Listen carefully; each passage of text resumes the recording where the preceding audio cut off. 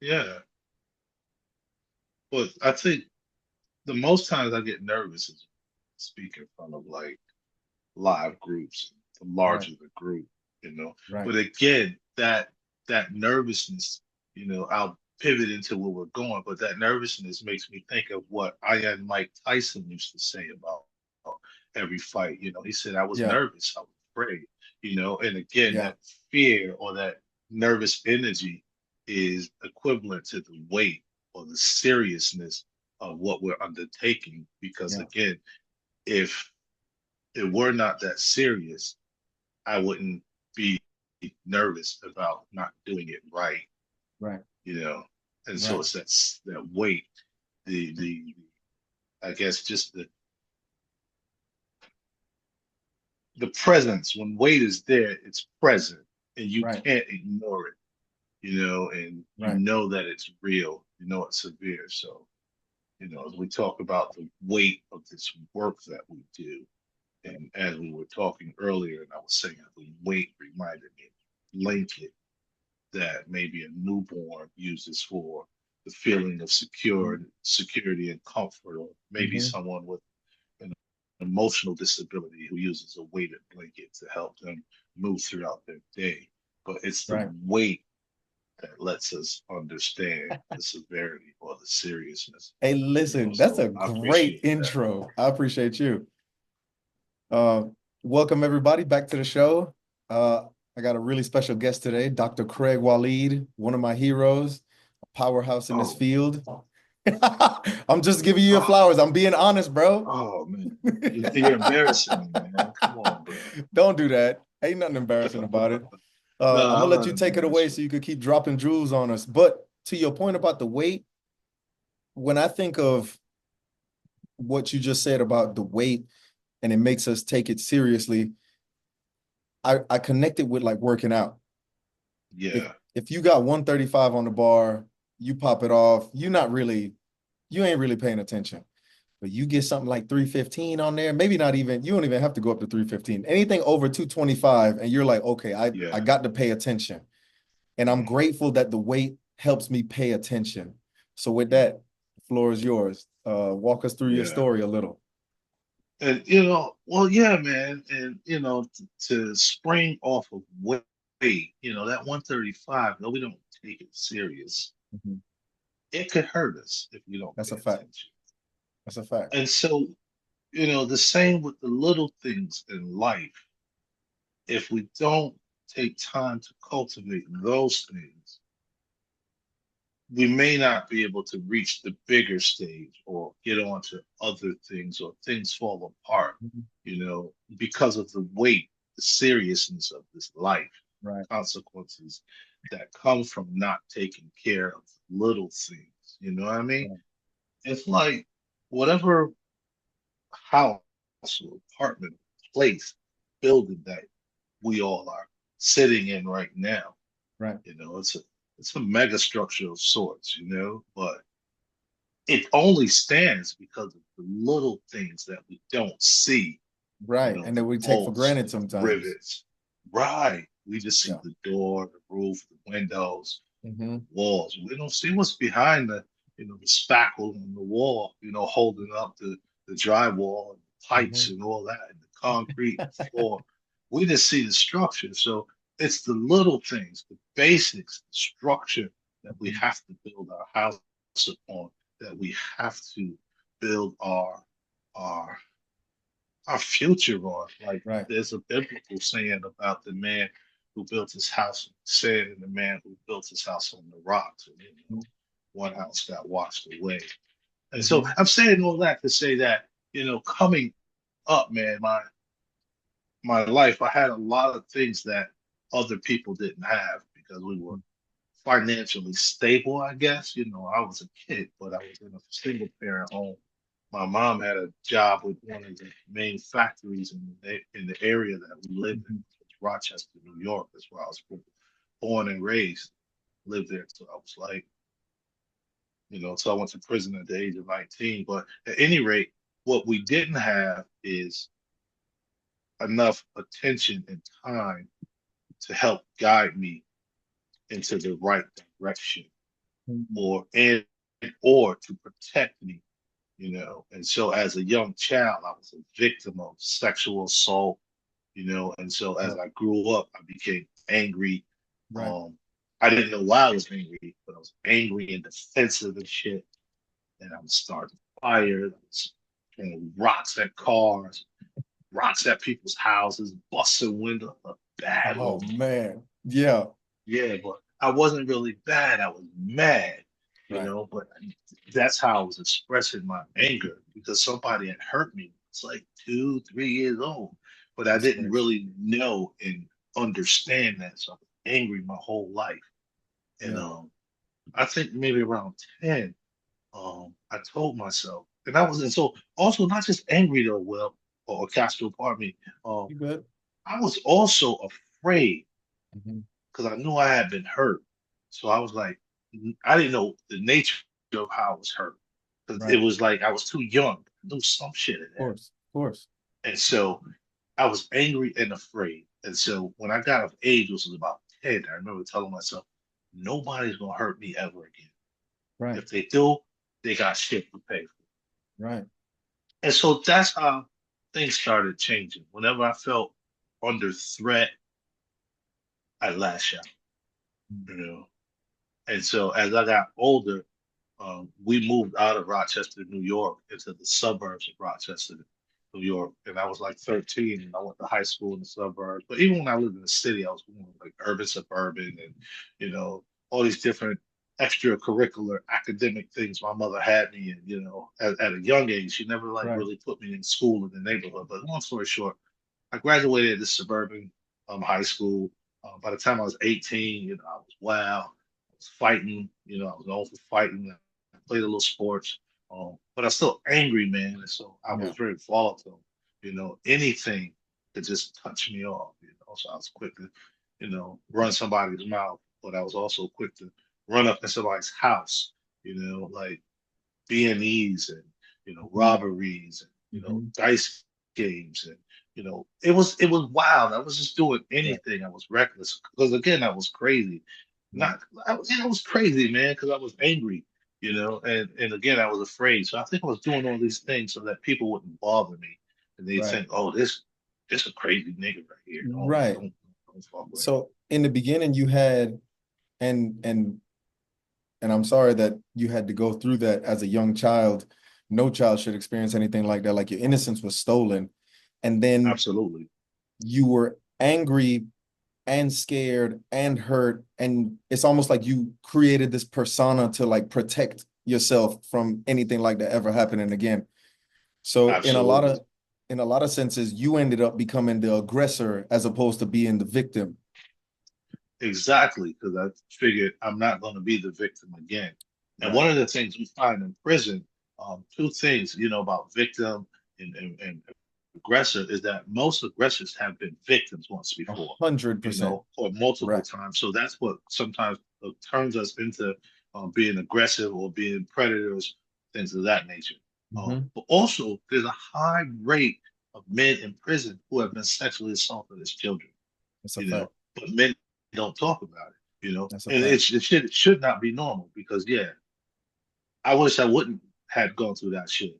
But the Right. fact that I did, it created this angry kid. Long story short, I was using drugs. Like I started using drugs like crazy. I started smoking weed at a young age. I think I was like in 10th grade, maybe even ninth grade. That's Experimenting with super young. beer and shit. Yeah. By the time I was in 12th grade, sniffing cocaine, Mm. You're smoking wide open. weed, wide open, just wide open, drinking, everything, man. I was just trying to get as high as I could get, not even Right. realizing I was trying to numb my pain, man. That's it right there. That's exactly it. I remember when I was in prison, this one dude, he hit the nail on the head because I remember my boy and I was sitting in the day room. Well, he's my best friend. It's my dog. You know what I mean? He was like, Yeah, and yeah, he like we used to terrorize dudes in the day room. Like we would talk shit, laugh, like it didn't matter. So one day he was like, "Man, why you always smoking that shit?" Because dude was in there smoking deuce, smoking that K2. mm, And cool. he said it. He was like, "Bro, I just want to change the channel." Yeah, And that's it. Like a lot of times people yeah, just want to feel something different than what they feeling. mhm, And like honestly, mhm. in that moment when he said that, like we kind of left him alone. Like we wasn't picking or talking shit ananymore Yeah, because he said Yeah, some real shit. Like everybody in yeah. there, no matter how they try to carry it or act, like everybody's hurting to a greater or lesser degree. Everybody. Yeah, yeah. So people just want to change the channel. But the thing about drugs and alcohol, as you and I know, especially those synthetic Jones, is that sometimes the channel can't change It back. don't That's change what makes it back. stop. Yeah, that's a listen, I you, never you know, get stripped. understood. Yeah, Listen, I never understood. So when I was in prison, that's like K2 yeah, was rampant, you know.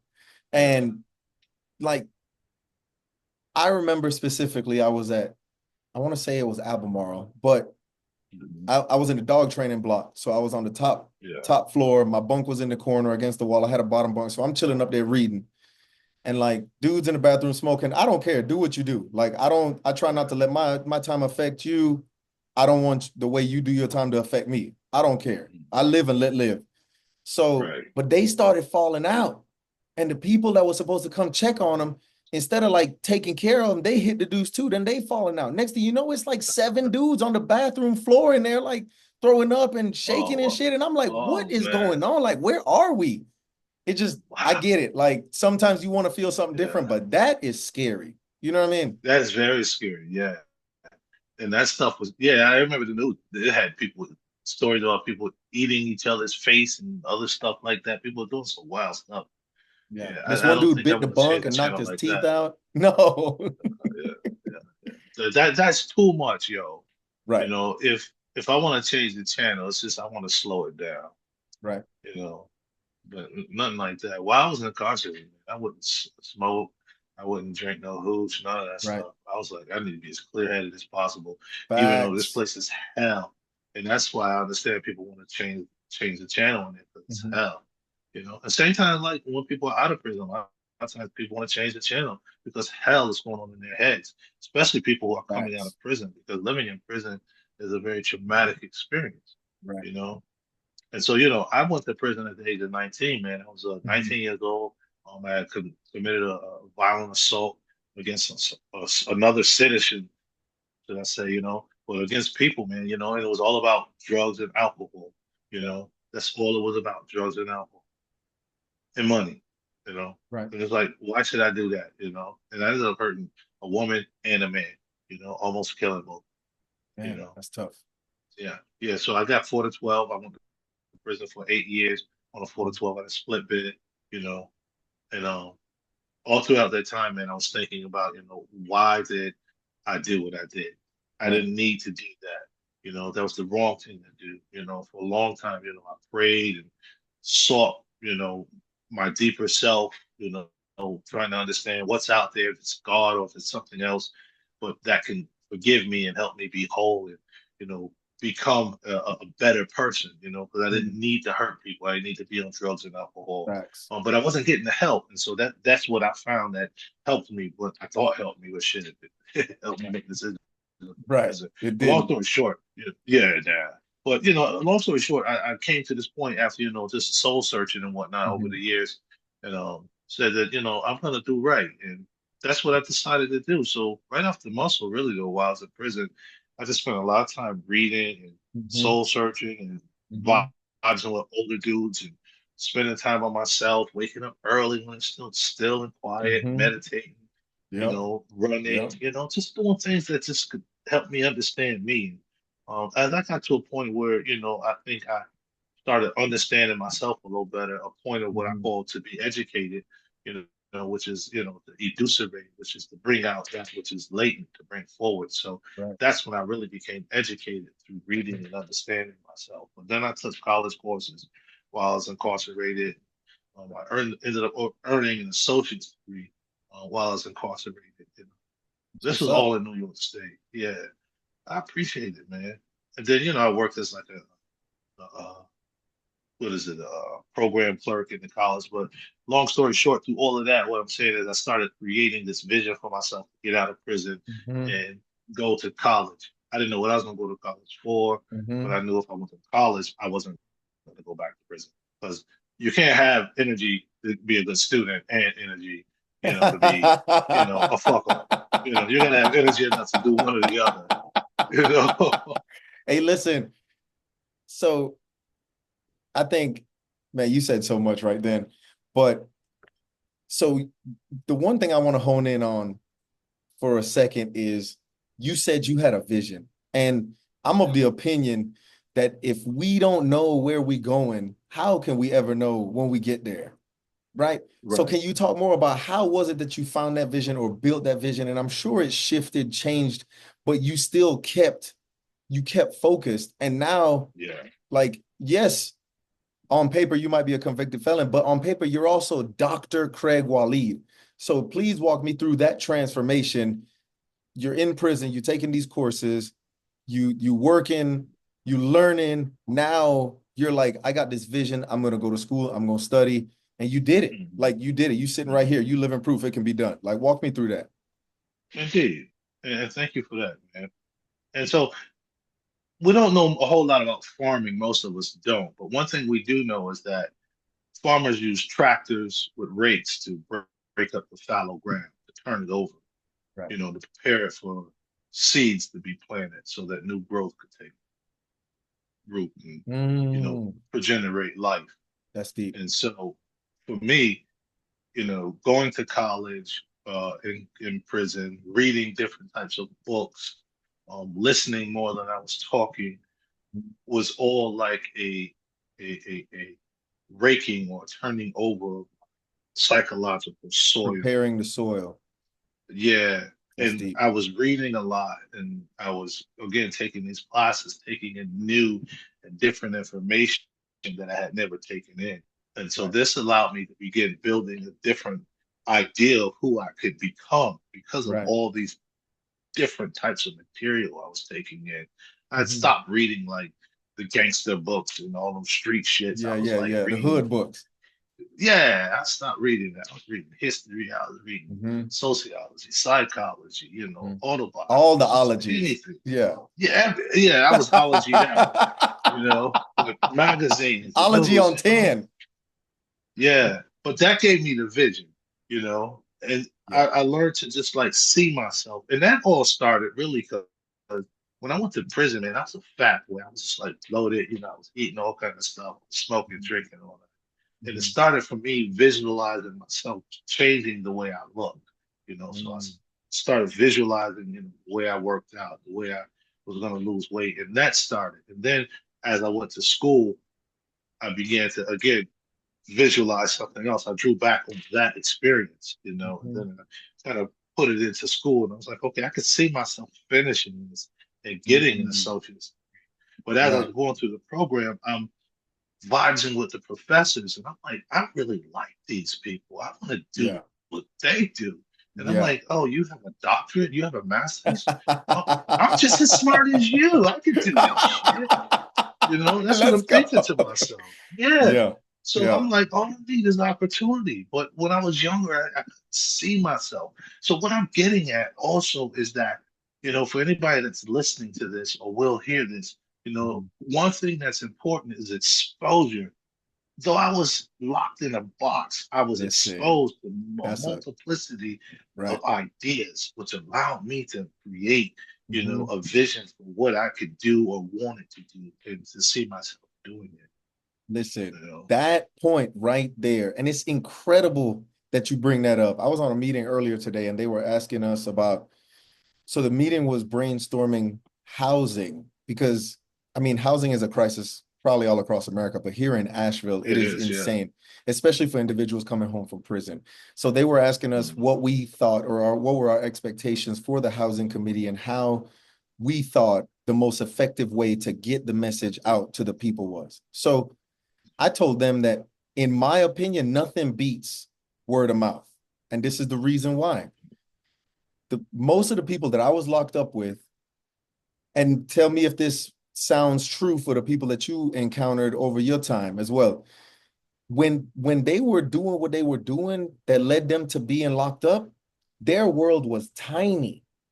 Mhm. So they were not exposed to anything other than their world. They from the Mhm. same neighborhood, they grew up in the same neighborhood or the same city, and they never leave. Like 20, 30 years later, they around the same people, same mindset, same place, same everything, same, Mhm. and it's Mhm. closed off. The only Absolutely, like way an to artery. touch, right. So as the same way you said, there's all these resources out here. The only way to do that is to find somebody in there that you can connect with and let them connect with them. And that person will slowly start opening the world for them. The people that live in affluent communities, their world has a much larger horizon than the people who live in impoverished communities. So that point that you Absolutely. made is incredible. Absolutely, man. And sometimes, poverty, the sad thing about poverty and affluence is that people who are born and living in poverty have a lower chance of breaking through poverty as they approach adulthood and maturity, Mhm. and same with people with affluence, they have a lower chance of falling out of affluence Right, and otherwise maintaining affluence. So I right. think what we need to do is, in many regards, let's think about prison. Prison is just an impoverished environment. Even if people have people, families sending them all types of money, Mhm. They there's limit what you can not much spend. access, Right, right? And it's a limit to what you can have access to, you right. know. And so, when you don't have access to things that stimulate the way that you can think and develop, we think about people in prison, there's a lack of things that help people think and develop. So Mhm. therefore, whatever potential they have, sometimes it Yeah, it's crushed. decreases. Yeah. Yeah, it doesn't go away, but it decreases. And so at the Mhm. same time, I think we need to give people more things to do in prison, that's going to help them develop to be better individuals. Agreed. So we can Agreed. go to the math on that all day, but I Nah, so think there needs keep to be keep another walking me program. through. You got out of prison, you decided to go to school. What was it like on the road to get your doctorate? Yeah, so that was it was a lot of work, man, Yeah. on the road to get the doctorate. Because again, I got out of prison and I enrolled in SUNY Brockport, State University of New York, Brockport. And when I came there, there wasn't an interview, I mean, internet type Application. registrations, I Yeah. mean, yeah, application, there we go. So, I had to do paper application, all this stuff, and I had to have face-to-face Right. interviews. But I met with this guy, a black dude, I never forget his name, Mike Brown. And Mhm. he had to interview me, and told him, look, Mike, I gotta get into school. He was like, well, I'll see what I can do. I was like, look, if I don't get in school, man, I don't know what'll happen to me. This is gonna save my life. Right. Basically, what I told him. He looked at me. I was like, yeah, man, I'm on parole, and this is my idea. This is what I'm gonna do. I know this will save my life. This will keep me out of prison. And he was a Right. brother, and so I don't know what he did or what happened, but after our interview, he called me or I got a letter or something. Was like, yo, you accepted. So That's what's up. I'm like 29 or so. I'm Yeah. in college. All the young Yeah. students are there, but I started pursuing health science with a concentration in substance abuse counseling. And Mm. one of the professors, I'm still kind of in touch with her today, Dr. Celia Watt. She's a dope ass woman. And anyway, I started working with Celia as a student advisor or something like that, or I can't remember what I was doing, an assistant. I did some research with her on cigarette cessation, but I did a lot Yeah. of stuff with her. One of the things I told her is that I was in parole. And she was like, "Oh well, you're pursuing substance abuse counseling and health science. Mhm. That background's going to help you so much in this field." And I was like, "Oh shit!" And she was the first person I had told, I Yeah. was on parole. But then there was another guy there, Gary Metz. I told him, he was like a part-time police officer, military guy. This is an upstanding citizen, Right. really great American. I mean, like in all sense of the word, but white dude, like, this is, but he's You're dope real ass gung dude. ho.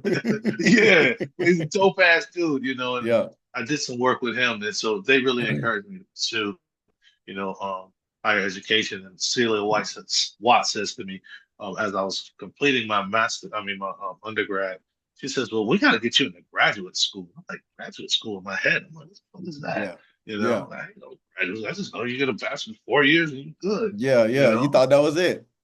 yeah. So she was like, "Well, master, blah blah blah." And so I started thinking about it, and then I was going to pursue like social work because I thought that was like the next step in line. But I went I can't tell you the whole story because I'll take up so much time. But for the Good. program that I ended up with was um, mental health counseling. That was my master's program that I ended up pursuing. But long story short, with this whole story that I could tell you was that the guy who ran the program, another dope ass professor Yeah. by the name of Dr. Muad'Din Shakur, he was the head of the program, and connected with him. But once I connected with him, I was like, I'm gonna study under him because he's a Sufi Muslim. Right. I didn't know it at the time. I just knew he was a heavyweight dude, and I loved his vibe. But when Yeah. I applied to the program, he retired. Shit. Oh, But we damn. stayed friends. We stayed friends. And you see these tears coming down my eyes. I'm not sad at them. It's just what happens. Don't Yeah. worry about it. Yeah. And You I just like to tell reliving it. stories. Yeah, yeah, Yeah. yeah. But there's no trauma, no drama, nothing like that. This is all good Okay. Okay. stuff. Yeah. I saw your face change. I'm like, oh shit, I forget my yeah. No, I'm People just, watch. I This is seen it. bad. No, it's all good, bro. You could be real. Like, this is a safe space. You But good. no, but yeah, this is not. I'm saying this is not like tears of like sadness or regret or anything. It's like Mhm. when I like tell sincere stories, funny stories, my eyes tear up. Whatever it is, when I'm Gotcha. sincere. Now, but I could Gotcha. be talking about eating chicken, man. I'm telling you, my eyes This is will the tear best up. chicken ever. Yeah, for real. It's like that's what Hey, that's happens, what's man. up. Yeah, that's what's Yeah. up. Well, this dude married me and my wife. Um, Long story short, Yeah. I ended up going to get my master's in health science, and again, I mean not health science, and mental health counseling. Mhm. All the way throughout my undergrad, I'm building relationships, professional relationships on campus with many of the professors. And by the time I Mhm. graduated my master's degree, I began teaching at the same school that I graduated from, Damn, that's what's up. in the course that I had graduated, in the program that I graduated from. So I started from a mental health counseling student to earning a master's there to then being an adjunct professor there. And again, building relationships with professors, particularly Dr. Shakur and Right. Dr. Watt and a bunch of different doctors. And then, I'm always doing different work and I'm thinking about, recidivism, reentry, and all this. And so I said, yo, man, one of my friends, his name is Hassan Jones. He was like my big inspiration while I was in prison. I'm watching him go to college, masters, Yeah. or undergrad, did a master's. I'm like, I want to do what he's doing. So Yeah. he got in this program, this doctorate program, and he told me about the doctorate program. And I went over and talked to the people at St. John Fisher University in Rochester, New York. I told them what I wanted to study, which was looking at the impact of emotional intelligence and how it helps formerly incarcerated people avoid recidivism. And they were like, yeah, we can help you with that and do some research and blah, blah, blah. Yeah. And so I signed up and, I took the course. It was like a accelerated uh, doctoral program. I think it was like 2 years or 3 years. And I did a research project on just what I mentioned. Um, Emotional intelligence helps formerly incarcerated people avoid Mhm. recidivism. I did what I did. I think I interviewed like 8 or 10 people, um, and we Who had done time? just yeah, all these people had done time. Yeah, Okay. they had done time. So I interviewed all those people. It was a what do you call it? A qualitative interview process. Right. All of them had done time, and the common denominator was decision making. And people had matured to a point of being able to make better decision making and have more Mhm. self awareness. And they Right. were good with building relationships, and those things were some of what we found that help people stay out of prison. Those are also components of emotional intelligence. Mhm. So that's kind of like that's been the road to earning a doctorate, but it was really just to continue to explore um, my interest of, you know, reentry, avoiding recidivism, because that was my big thing in prison. I didn't want to come back to prison, so started Right. thinking, how can I stay out of prison? That's where the seed really was born in prison. Right. You know, And I thinking wanna about how can I stay I out. wanna highlight that. So, and I know you went through that as if it was just that easy. And I know it wasn't. Like Oh hell, I know it wasn't. But I want to highlight something that you said early on when you said that when you spoke to one of your professors and you told her that you've been to prison, she said that's going to help you with your research. yeah, yeah, yeah, And this field yeah. is like this is probably the only field where I know nowadays they call it lived experience, but this has got to be one of the few fields where something so negative, not only like personally, but amongst our community in statistical columns. Like, if you were to classify our past, like it's always negative, negative, negative. However, in this Hmm. field, it allows us to do something positive. And Right, right. That's that lived experience you talking right, I wonder how much harder, and I don't like to speculate, so like I'm just gonna throw this out there. I wonder how much harder it would have been to have as profound an understanding of your field of study without having gone through the system yourself. Like, do you think it would have been like Yeah. much more difficult? Do you think your mentality would have been a little different? If not, that's cool. But I'm just curious about that. Mhm. I think absolutely, absolutely. I think that's with any thing, if people have experience with it versus someone who only has academic and research experience versus, that life experience. I think we get a different look. Right. It's like a consumer who either Yeah. buys wholesale or retail. When you Hmm. buy wholesale, you get to see what's happening in the factory. When you buy Mm. retail, you see the polished version. You Hmm. know, and so Yeah. that I makes know a lot of times system levels, they're like 3,000 feet, whereas we boots on the ground. You know what I mean? Like it right, looks different. The perspective is really right, different. So I right. And want to that's the one thing. Let go me ahead. just say this real quick.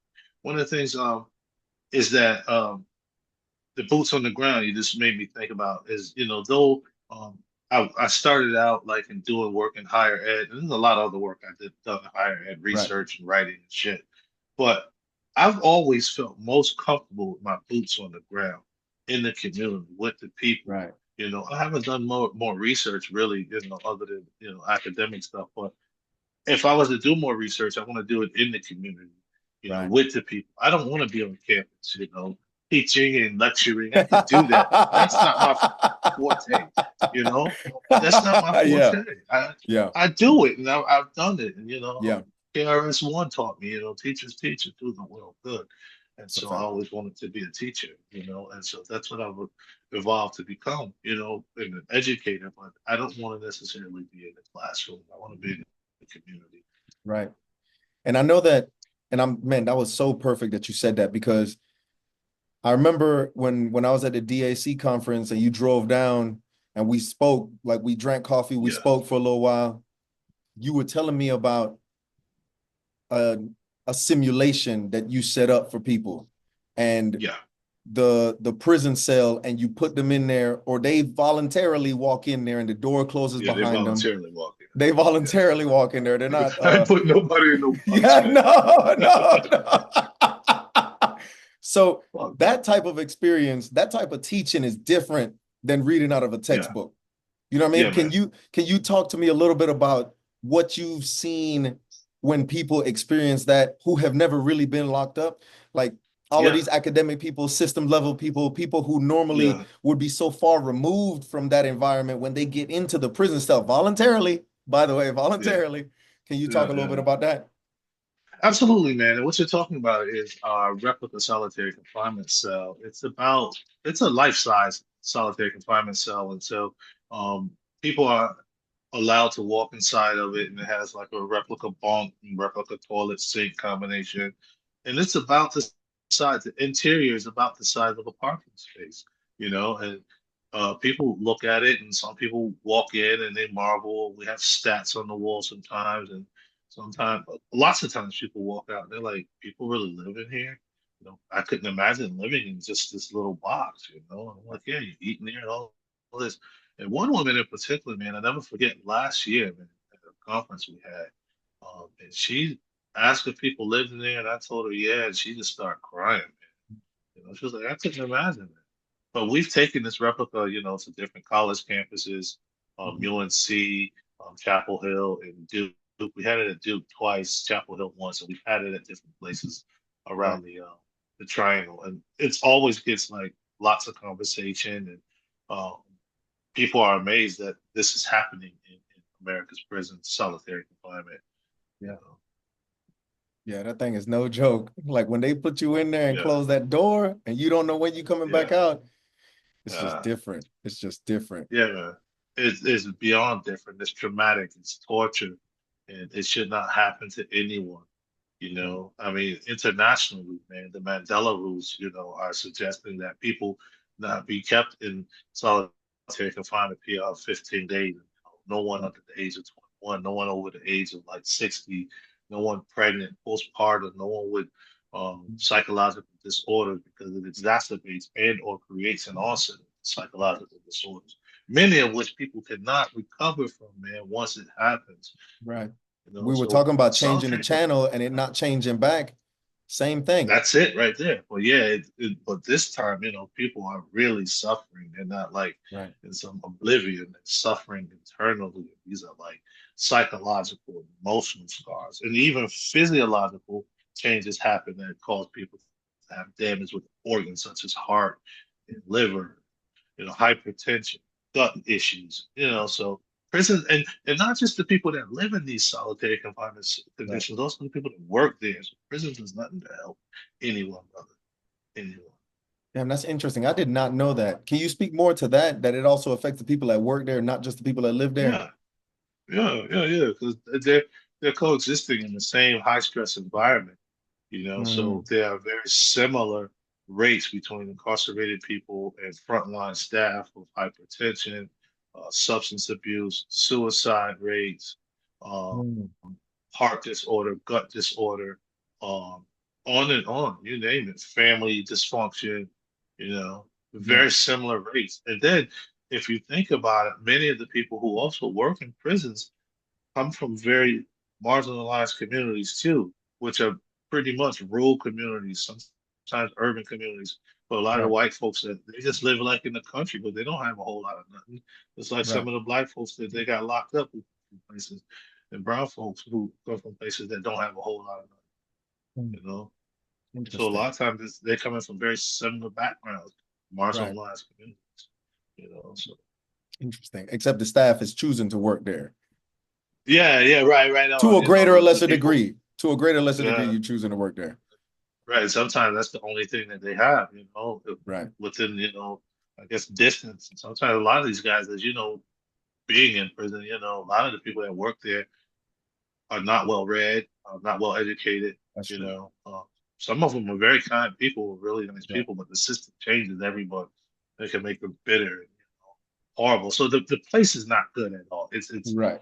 It's toxic overall, and too much Right. exposure to toxicity kills, shortens your lifespan. Same with you know incarcerated people and people that work there, shorten Right. lifespan as well. And that's a good point. Okay, so I just got a couple more questions. All right. So, Whatever, man. We can keep on. However you all want to go. right. All right. So if you had, and I'm gonna start calling them seeds. If you were planting, let's say the three lessons that you choose that you would want people to understand whether they feel stuck, and this has nothing to do with prison or not. I know Hmm. that Yeah, so the main focus of the show is to talk about resilience, highlight resilience stories, and like yeah. it's prison is important to me because I've been there. A lot of the people that I know I grew up with are still in there. Mhm. So but anybody that feels stuck or anybody that needs to find hope or needs to understand, like, listen, life is tough, but you're tough as well, even if you might not want to be tough. Yeah. So Right. over your lifespan, if you can distill some wisdom and plant three seeds in the minds of the people watching and listening, whether they behind the wall or whether they on the road to work or whether they chilling wherever they Yeah. chill to watch this, what would those three lessons be?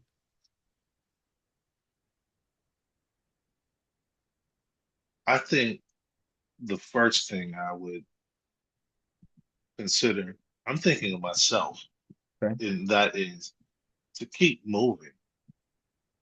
Okay. Stay in motion. So that means one step at a time, Mhm. roll one motion at a time.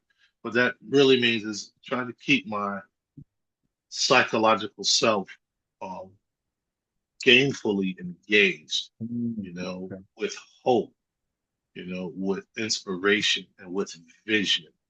Okay. So that will keep me moving here because everything starts here in my Everything. cognitive space, how Everything. I think. So hope, vision, and what else did I say? I forget. What You said hope hope, vision, and keep moving. will keep moving, but have that, the motion is having hope, having vision, Yeah. and that third element I mentioned, I can't think of right now. That's that old I missed that one. I'm defined mind sorry. slipping on me. Yeah. But at any rate, man, I think keep it moving. in a positive direction. That's the first seed, so Okay. be hopeful, have that vision. But also, man, I think it's important for us to continue to learn, Mhm. continuing to learn. For me, that keeps me motivated Right. each day, or part of my motivation, because I have Right. like a wife, kids, and a dog in the house, and so seeing my family healthy and well, I got to do the best that I can for them.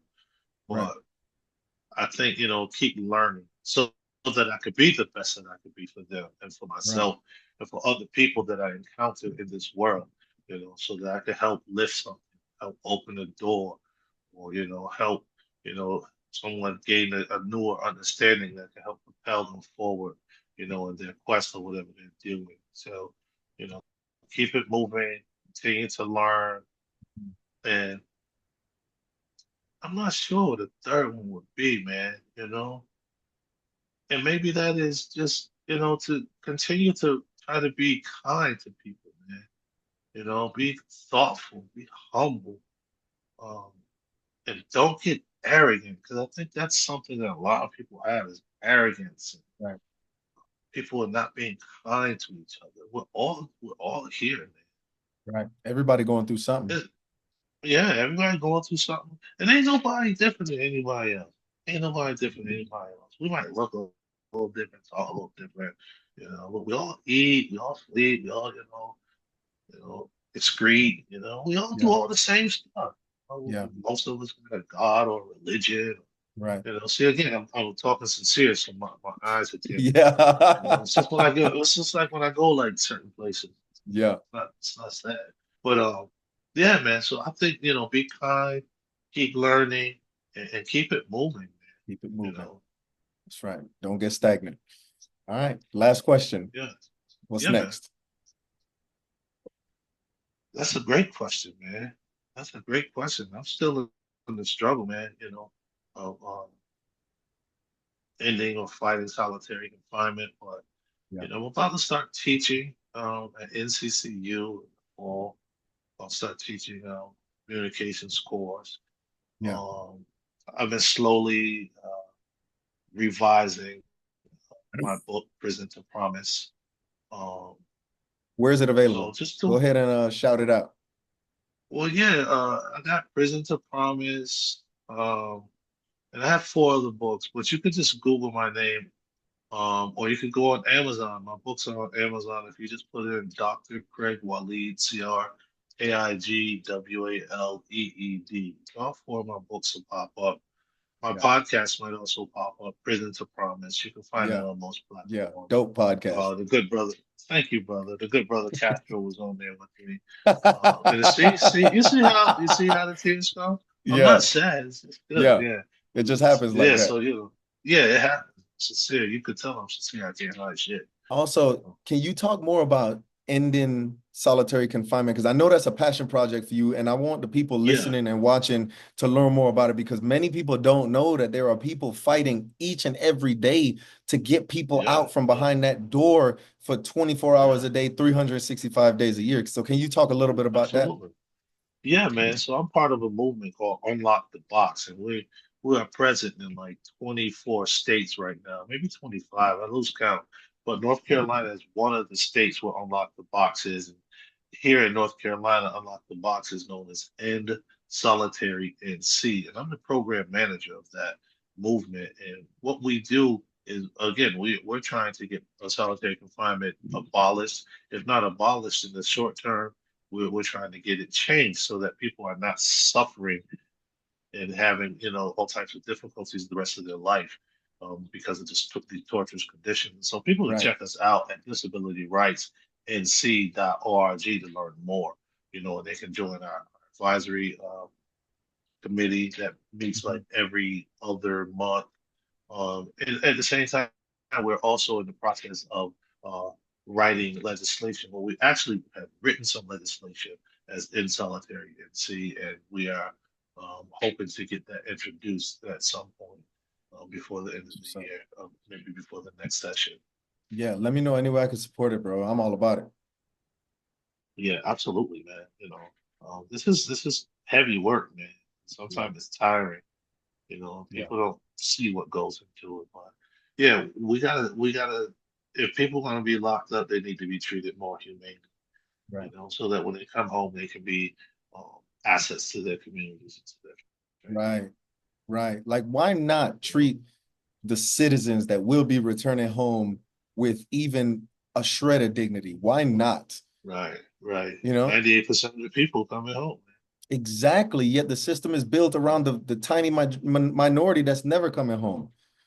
And I Right, get it. right. Their thing is security, security, security. I get it. But at the same time, think about the future, the future, the future of your community. If you got all these people coming home and you don't have them in a box for 10, 20 years and behind the Yeah, door for years and yeah. years and years, and you wonder why they come out and they can't function. But that just kind of feeds the narrative of just lock them up and throw away the key. So, I mean, I appreciate the Absolutely. work that you do. I appreciate it, man. I really do. Thank you, man. Thank you, man. That whole thing is nothing futs the whole system. So we could go on and on about that. But last thing I'll say about that whole prison thing is that the security that needs to happen should be more dynamic, where Mm. people are having more interactions with each other and with the staff, but more of a almost personal nature, Right, humane nature, right. versus us versus them. Yeah, something that would When we mimic see that, human life or real life, right?